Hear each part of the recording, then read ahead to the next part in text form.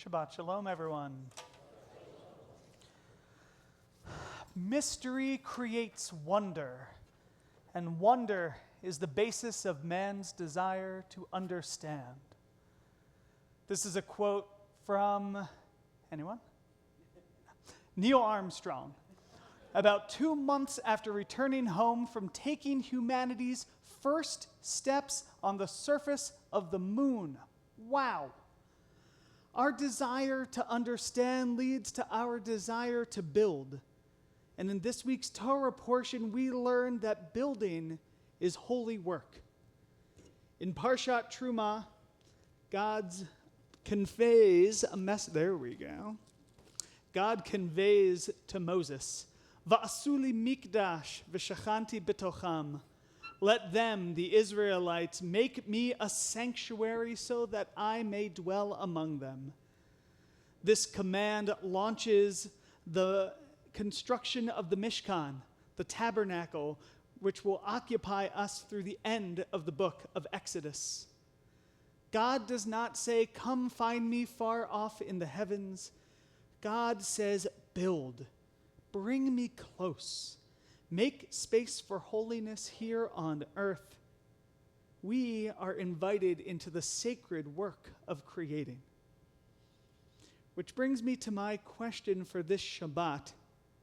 How do you create space for the divine? I spent this past week with my in-laws in Baltimore. And let me just say to any of you who have school-age children in your life, and we're also on winter break, chazak, chazak, v'nit, chazek, strength, and may you be strengthened. Most of our planning revolved around one sacred mission. How do we capture the attention of a 6 and a 9-year-old?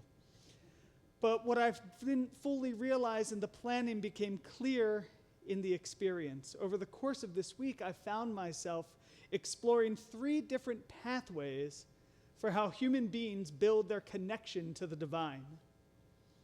The first pathway was wonder. We visited the National Air and Space Museum and stood in awe of humanity's desire and ingenuity to reach the cosmos and understand the origins of the universe. And the planetarium film on the dawn of our solar system was almost as captivating as our 6th grade Torah and science program. Those of you who have participated know. I have a feeling my microphone is not quite where it should be. So we're going to use I'm just going to hold it here. Well, some of us have beards and tape doesn't necessarily stick. NASA has failed me yet again. I will continue. Anyway, from the heavens to the depths, we went to the National Aquarium in Baltimore, where we caught a glimpse of the bountiful, multicolored mysteries of our own planet and the ongoing, very human effort to save creation from ourselves. Try this. At both stops, in the vast wonders of the universe, and in the peaks of human innovation, something sacred was on display. Awe and wonder that draw our hearts and minds curiously towards the mystery of the universe and what we often call the divine. The second pathway for divine connection is the act of building and bringing holiness into the world with our own hands. Truma asks us not only to stand still in the awe of creation, but to create ourselves. The Mishkan construction teaches us that holiness dwells in the spaces which we build. Which brings me to a third space called Third Space, a beautiful building project of Jewish life in Baltimore led by my dear friend, mentor, and former camp counselor, Rabbi Jesse Gross. In August 2023, Third Space took over a 100-year-old building in Baltimore City that once housed Sha'arei Tefillah, an Orthodox congregation whose community had long since shifted away from the neighborhood. When we first visited there 2 years ago, the building showed its age and unattended status.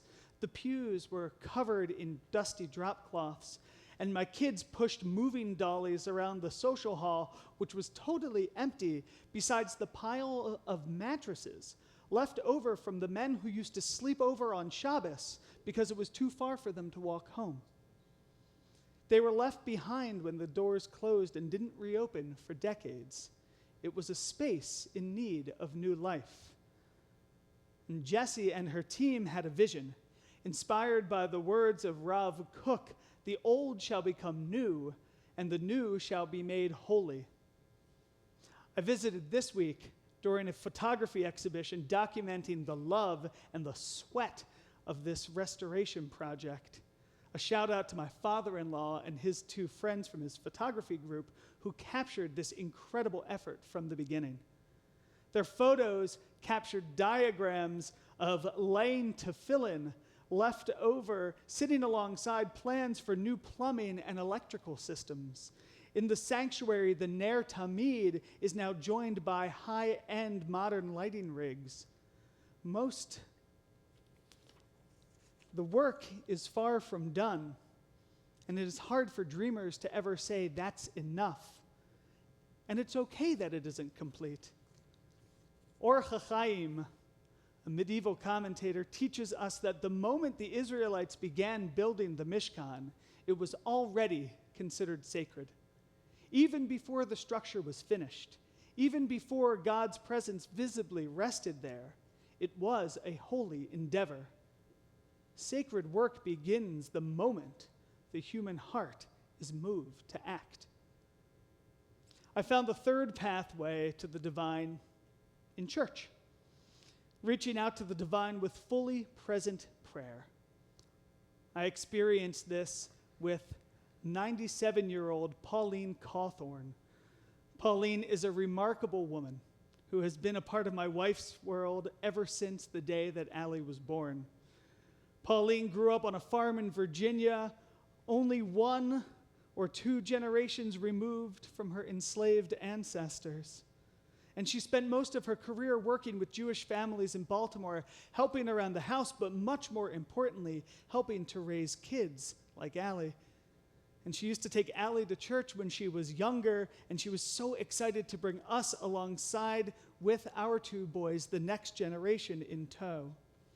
If nothing else from this trip, my boys learned that Pauline is very, very special, and when she invites you to church, you say, "Yes, ma'am." Pauline's church is a testifying church. Shouts of praise, amen, and testimonies flow freely.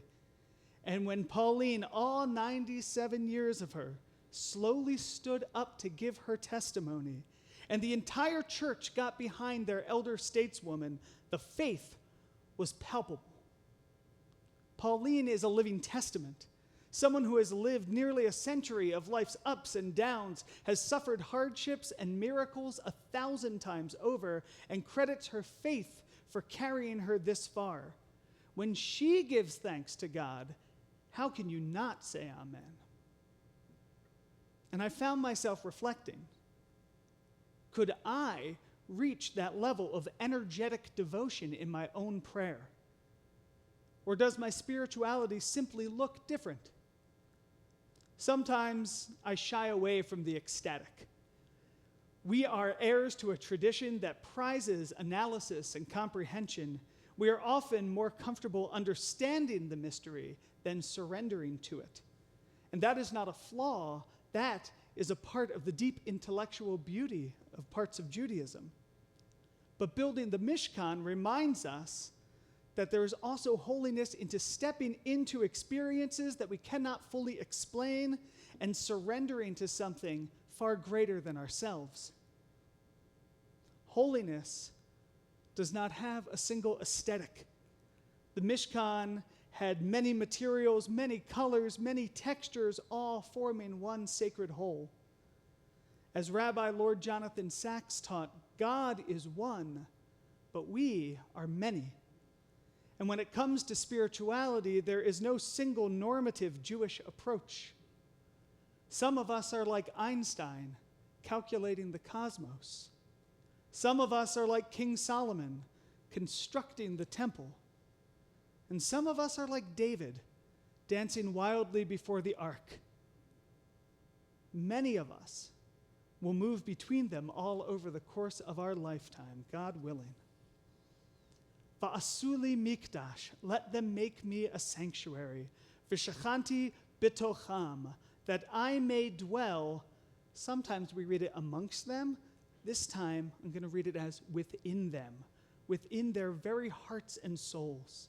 That is the genius of Trumah. God asks us to create opportunities to explore wonder, to create sacred communities, to create lives that make space for the divine present to dwell within us. Holiness does not begin when the work is finished.